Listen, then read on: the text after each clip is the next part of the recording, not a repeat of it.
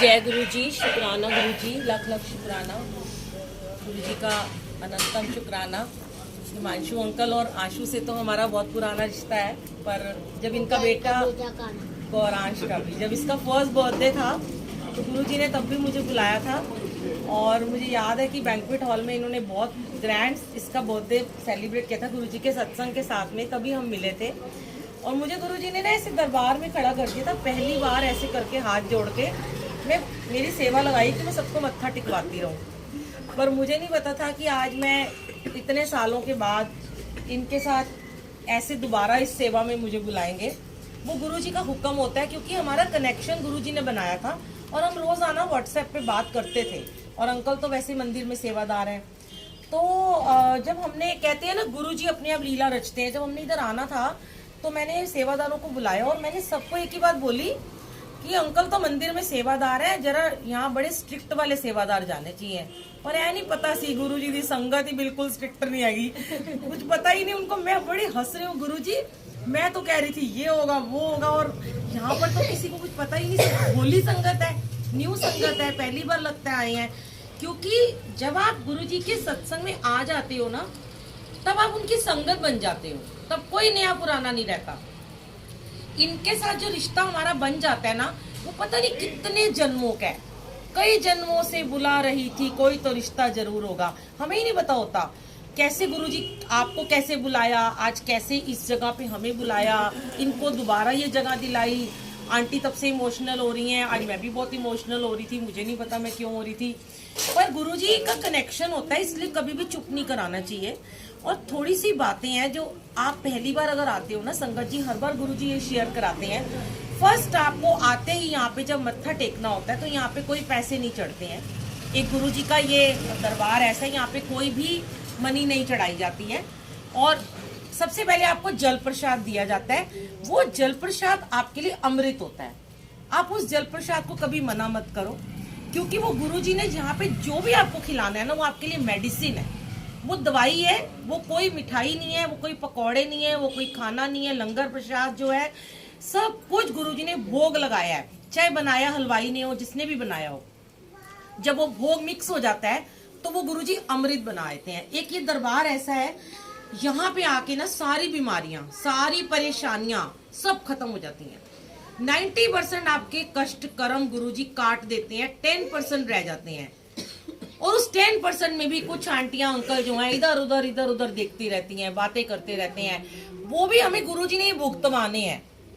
मतलब इतनी नॉटी है ये आंटी इस उम्र में भी कि मैंने कितनी बार मना किया, पर वो बच्चों के साथ खेल रही हैं, लीला रच रहे हैं गुरुजी इनके साथ भी ना, कोई ना कोई। कि कई लोग होते हैं ना कि वो मतलब कि उनको समझ में नहीं आता कि हम अगर कह रहे हैं तो उसमें हमारा भला नहीं है। संकट जी आपका भला है, आप यहाँ आए हो ना, पता नहीं कितने जन्मों के बाद आपको ये मौका मिला है। देखो मैं 5 साल पहले इन्हें मिली हूँ, 5 साल में मुझे दोबारा अगर गुरुजी ने यहाँ बुलाया तो मेरा फर्ज बनता है हमारा सबका कि हमें 2 घंटे जो मिले हैं सिमरन में बैठने के, ये नहीं मिल सकते। हम इतने पापी हैं, हम कुछ भी नहीं है इनके सामने, हमारी औकात ही नहीं है। हमें जो मिला है ना, ये घड़ियां जो हमें मिली हैं, ये इतनी, मतलब मैं आपको बता नहीं सकती, इतनी ब्लेसिंग है ना इन घड़ियों में।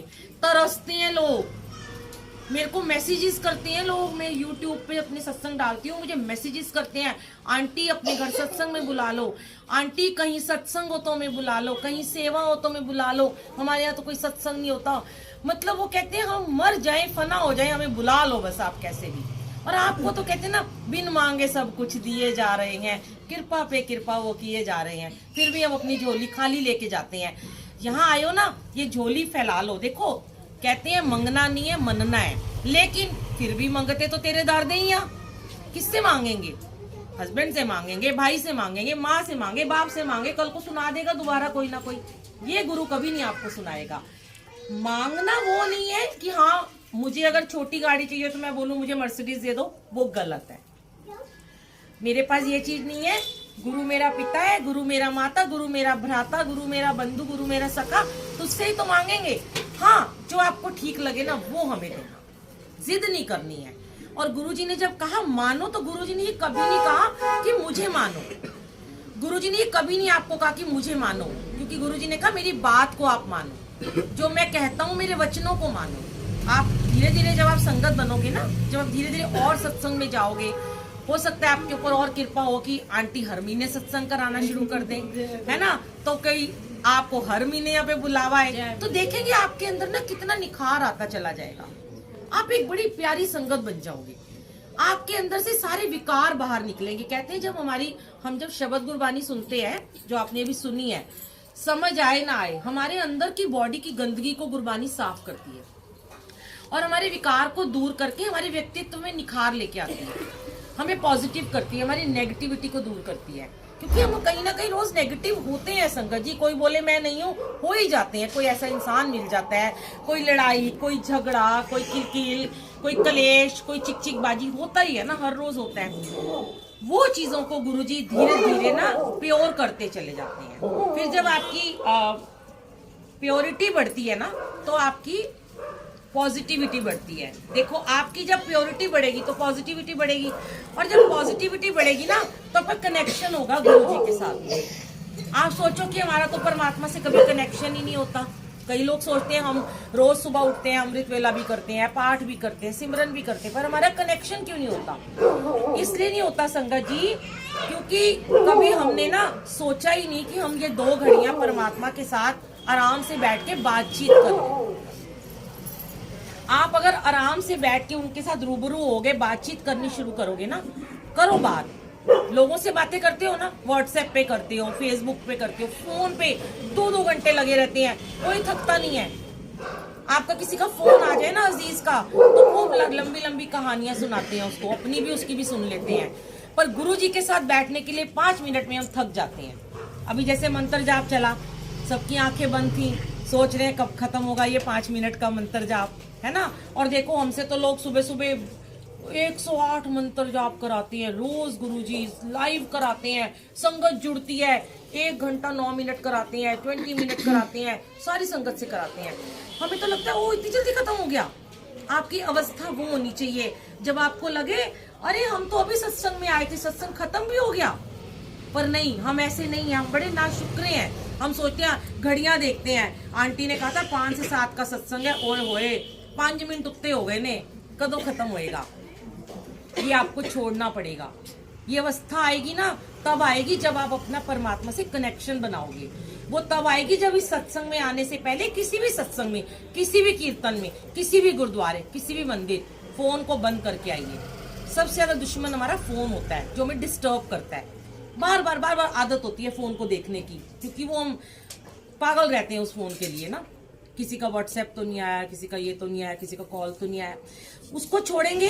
और गुरुजी कहते हैं जुतियों के साथ अपनी मैं को बाहर छोड़ के आओ। यहाँ देखो, अगर आपको सेवादार टोक रहा है, बैठ जाओ, चुप हो जाओ। सेवादार आपका रिश्तेदार नहीं है। सोचो इस बात को, आपका क्या लगता है, उसको क्या लेना देना आपसे? वो तो अपनी सेवा कर रहा है, उसको जो सिखाया गया वो कर्म कर रहा है। आप बाद में चाहे उसका मजाक उड़ाओ, चाहे हंसो, जो मर्जी करो। कहते हैं ना, वो बड़ा प्यारा गुरुजी का भजन है ना अंकल, नी मैं कमली हो गईया, मैं कमली हो गईया, गुरुजी तेरे प्यार विच मैं कमली हो गईया। तो कमले हो जाओ, पगले हो जाओ, कोई कुछ कहता है कहने दो। सबसे बड़ी बात है, मैं तो एक बात शेयर करती हूँ, और आज आप भी ये सीख के जाना, किसी भी सत्संग में हम अपने आप को बस सही कर लें। हमें नहीं देखना हमारे साथ वाला क्या कर रहा है, बात कर रहा है कि नहीं कर रहा, फोन कर रहा है कि नहीं कर रहा। हम खुद को सही करें कि भाई अगर हमारे साथ वाला फोन कर रहा है ना, हमें इतनी इरिटेशन होनी चाहिए कि हम उसे कहें हाथ जोड़ के, भाई चुप हो जा प्लीज, मैं डिस्टर्ब हो रहा हूँ। जिस दिन आपने ये कर लिया, उस दिन आप अपने गुरु के सच्चे सेवादार बन जाओगे। मैं आपको सच बोल रही हूँ। अब ऐसे बन के दिखाओ। अब किसी की नजरों में ऊंचे ना उठो, ना हमारी, ना इनकी, ना संगत की, ना सेवादार की। अपने गुरु की नजरों में ऊंचे उठो, सिर्फ कि आपका गुरु आपको देख रहा है। ये गद्दी खाली नहीं है संगत जी, लाइव में आज गुरु जी हमारे लिए। देखिए जब गुरु जी आते हैं, कहीं ना कहीं चोला प्रेस हो जाता है, कहीं ना कहीं दुपट्टा हिल जाता है, कुछ भी होता है, फूल हिल जाते हैं, वो गुरु जी की प्रेजेंस होती है। ये रंगोली हम क्यों बनाते हैं? एक एक फूल चुनते हैं, कांटा भी ना हो, एक डंठल भी ना हो, मेरे गुरुजी आएंगे, मेरे प्यारे गुरुजी कोमल कोमल चरण रख के आएंगे। तो क्या है ये प्रेम ही तो है, भाव ही तो है ना आपका, भाव की भूखे है ना वो। आपने अगर अपने भाव से उनको मना लिया, आपको दुनियादारी को मनाने की जरूरत नहीं है। और एक आखिरी बात याद रखिए, जब भी आपको कोई बुलाता है, चाहे वो बर्थडे है, चाहे वो गृह प्रवेश है, चाहे वो शादी का सत्संग है, आते ही गुरु को मत्था टेको, अपने स्थान पे बैठ जाओ, कभी किससे नहीं मिलना। क्यों? गुरु जी कहते हैं जब दुनियादारी से हटोगे तभी तो मुझसे कनेक्ट हो पाओगे। अब वो तो बैठे हैं महाराज, देखो गालों पे हाथ रख के, मुट्ठी में ब्लेसिंग छिपा के बैठे हैं। जब कोई ध्यान में बैठेगा, चुपचाप वो मुट्ठी उसकी तरफ फेंकेंगे और उसको ब्लेस कर देंगे। पर जैसे ही आपका ध्यान इधर उधर हुआ, उन्होंने अपनी मुट्ठी फिर से बंद कर लेनी है। फिर आप आते रहो सत्संग में, रोज आओ, रोज सत्संग करो, रोज सेवा में जाओ, कुछ नहीं होने वाला। परमात्मा कोई भी भगवान है, कहीं भी जाओ ना, चुपचाप एकदम लिव लगाओ। और बच्चे जो करें उन्हें करने दो, अपने आप चुप हो जाएंगे। जब आप उनकी तरफ ध्यान नहीं ना दोगे, वो चुप हो जाएंगे। आप उनको बोलते हो हेलो हाय ऐसे करते हो, वो भी रिस्पॉन्स देते हैं। चुप रहिए, बिल्कुल सीख रहे हैं ना, वो भी तो बाल बच्चे हैं, वो आ रहे हैं आपके साथ, सीखेंगे, आपसे तो सीखेंगे ना। तो उनको सिखाइए कि चुप रहना चाहिए। यहाँ पे आके, यहाँ पे सिर्फ और सिर्फ साइलेंस चाहिए गुरु जी, ताकि उनको अपने आप लोगों का ट्रीटमेंट करना है। आप हम यहाँ आए ना, हम सब बीमार हैं यहाँ आके। ये मत सोचो कोई बोले मैं बड़ा स्वस्थ हूँ, मुझे कोई बीमारी नहीं है। मेरे को तो याद भी नहीं है कौन से अंकल थे, कह रहे थे मैं चाय नहीं पीऊंगा, मेरे को शुगर है। मैंने बड़े हाथ जोड़े। अब आपको मैं क्या क्या सत्संग सुनाऊं, इतने सत्संग है कि जिनको शुगर होती है गुरुजी उनको डबल डबल चाय पिलाते हैं और उनकी शुगर ठीक कर देते हैं। और जिनको कैंसर होता है उनको मिर्चें खिला खिला के ठीक करते हैं, जबकि उन्हें मिर्चें बिल्कुल मना होती हैं। यहाँ ना उल्टी गंगा बहती है। आप गुरुजी के यहाँ आओगे ना, आप समोसा नहीं कोई खाता होगा, उसको समोसे 3-3 ही मिल जाएंगे। मंदिर में मिले हैं, मुझे मिले हैं 3-3 एक बार में। समोसे अच्छे लगते हैं पर एसिडिटी भी हो जाती है। क्या पता 3 समोसे खिला के क्या ब्लेसिंग दी उन्होंने, क्या पता हरी मिर्चें खिला के क्या करना चाहते हैं। मेरा ठीक किया, अल्सर ठीक किया, मेरी सारी प्रॉब्लम्स ठीक की हरी मिर्चें खिला खिला के। तो यहाँ आपकी प्लेट में जो भी प्रसाद आया ना, इसको घर मत लेके जाइए, इसको यहीं पे खाइए, घर मत लेके जाइए। और आप अगर देर से आते हो तो इसमें भी आपका नुकसान है, क्योंकि आपको प्रसाद ही लेट मिला। हमारा तो टाइम है, शुरू का आधा घंटा चाय प्रसाद और आपको जो देना है हमने देना है। अब आप आओगे 1.5 घंटे बाद, तो आप क्या प्रसाद खाओगे और क्या लंगर खाओगे बताओ। इसीलिए कहते हैं सत्संग शुरू होने के 10 मिनट पहले आना चाहिए, ताकि जिन लोगों से मिलना जुलना उनसे मिल लीजिए, या सत्संग खत्म होने के बाद मिले, बीच में कभी मत मिले। गुरु जी का ध्यान भंग होता है। कोई भी भगवान है, आप देखे मंदिर में जाते हो, बंगला साहब जाते हो, वैष्णो देवी जाते हो, जब आप गुफा के अंदर घुस जाते हो या बंगला साहब के अंदर जाते हो, तो क्या आप किससे फोन पे बात करते हो? नहीं करते ना। वहां भी तो सिर्फ गुरु ग्रंथ साहब जी हैं, वहां कौन सा कोई भगवान दिख रहा है आपको? पर वहां हमारे को हमारी इमेज ऐसी हमारे दिमाग में सालों से सदियों से बनी हुई है कि यहाँ भगवान है। ये इमेज भी धीरे धीरे बनेगी संगत जी, क्योंकि हम लोगों से बार बार गुरुजी सत्संग शेयर कराते हैं, शायद इसलिए कराते हैं कि आप लोगों का भी कनेक्शन वैसा बन जाए, और बनेगी। आज हम है ना, जब हम नहीं होंगे 100-200 सालों बाद, तो हर घर में गुरुजी का स्वरूप लगा होगा, हर घर में गुरुजी की ज्योत जगेगी, हर घर में लोग इन्हें भगवान ही मानेंगे। और गुरुजी का बड़े मंदिर है छतरपुर के आगे जाके है, भाटी माइंस में। जो नहीं गया, अब खुल गया है, ई-पास से बुकिंग होती है, जरूर जाइए। वहाँ का प्रसाद, जल प्रसाद, लंगर प्रसाद लीजिए, वहाँ दर्शन कीजिए। वहाँ पे गुरुजी ने जो ऊपर बहुत बड़ा शिवलिंग है, उसमें 12 ज्योतिर्लिंगों की शक्ति को समाहित किया है। स्वर्ग है इस दुनिया में, वो आप जरूर दर्शन कीजिए। सारे रोग आपके कष्ट कट जाएंगे और बहुत ब्लेसिंग है वहाँ पर। शुक्राना गुरुजी का। अगली बार और भी सत्संग सुनाएंगे। जिसको और सत्संग सुनने हैं वो YouTube पे मेरा डाल दे, चैनल है बुलबुल आंटी सत्संग के नाम से है। अब बहुत सारे सत्संग हैं। हाँ, आज वाला सत्संग तो जरूर ही बनता है सुनाना। मैं आपको सुनाती हूँ, बड़ा प्यारा सा सत्संग है ये। आज हुआ क्या कि अंकल ने जब बोला कि हम ना चंडीगढ़ से ना इधर आज गुरुजी ने बहुत तो हर बार फ्रेग्रेंस आ रही है आज गुरुजी मतलब सुबह से वो आके बैठे हुए हैं कि कब गद्दी लगेगी, कब मैं विराजमान। और देखिए आज क्या हुआ कि ना, मैं अमृत वेला करती हूँ तो मैं ना सो जाती हूँ बाद में थोड़ी देर, 9 बजे करीब जब मेड वगैरह आती है। मैं आज गुरुजी के कमरे में सो गई। मैं अक्सर वहीं सो जाती हूँ, मेरा दरबार लगा हुआ है गुरुजी का, वहीं सो गई मैं। तो मुझे इधर आना था और मैंने क्या किया, नहीं तो मैं हमेशा उठने के बाद चोला पैक करती हूँ, सामान पैक करती हूँ। आज मैंने कहा मेरी मेड से ना पहले ही निकलवा देती हूँ, टैची खोल के चोला पैक करा लिया, बर्तन पैक करा लिए, सब कुछ हो गया। मैं सो गई तो मेरे को स्वप्न में गुरुजी सपना आया कि मैं इधर आई हूँ और मैंने यहाँ पे ऐसे गद्दी लगाई है, और जो ये साइड टेबल कवर है ना, ये ना मैं भूल आई हूँ कहीं पे, और मैं एक तांगे में आई हूँ, घोड़ा है बहुत बड़ा, तांगे में बैठ के आई हूँ मैं। और मैं हिमांशु अंकल से कहती हूँ, अंकल आप ना जाओ जल्दी से ना, वो मेरा सामान रह गया, वो भैया चला जाएगा, आप लेके आओ। तो अंकल ना भागे भागे जाते हैं, घोड़ा ना भाग जाता है, बिदक जाता है, और उसके आगे एक और घोड़ा तांगा चल रहा है। तो अंकल लटक जाते हैं तांगे में, और घोड़ा बहुत जोर से इनको धक्का मारता है और ये गिर जाते हैं, उल्टे गिरते हैं। आगे वाला घोड़ा भी गिराया था उस बंदे को, ये भी गिर जाते हैं। तो आगे वाला बंदा, उसकी भी डेथ हो जाती है। मुझे जो विजन में आया, इनकी भी डेथ हो गई। अब मैं बोलती हूँ कि मेरा मंत्र जाप चल रहा है, और पीछे से आशु आंटी और इनके घर वाले सब मुझे बहुत मार रहे हैं कि बुलबुल आंटी आपकी वजह से ना जान चलेगी मेरे हस्बैंड की। हमारे घर तो सत्संग था, आप क्या 2 कपड़े भी नहीं रख सकते थे? बताओ, तांगे वाले ने, घोड़े ने इनको गिरा दिया। मैं कहती हूँ कुछ नहीं होगा हिमांशु अंकल को, मेरे हाथ में मंत्र जाप चल रहा है, तुम 1 मिनट रुको, गुरुजी बैठे हैं ना। और अगले ही पल ना अंकल खड़े हो जाते हैं, एकदम से जीवित हो जाते हैं। और दूसरा वाला जो अंकल है वो मुझे नहीं दिखते। और अंकल जैसे आते हैं, ये कपड़े लेके मुझे देते हैं, तो मेरा सपना खुल गया।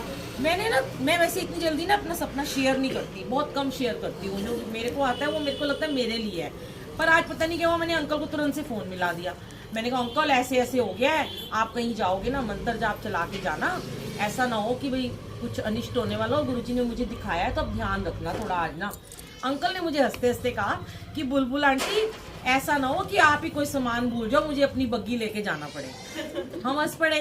अब मैं आ गई, हम कैब करके आ गए।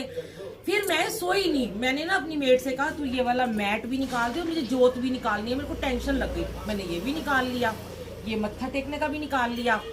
अब मैं यहाँ पे आ गई। जब आई तो यहाँ कुछ भी नहीं था, बड़ी हम एकदम स्ट्रेस में आ गए। अभी कारपेट नहीं बिछे, फूल नहीं लगे, बहुत हमने अफड़ा दफड़ी में 3 घंटे हो गए थे हमें।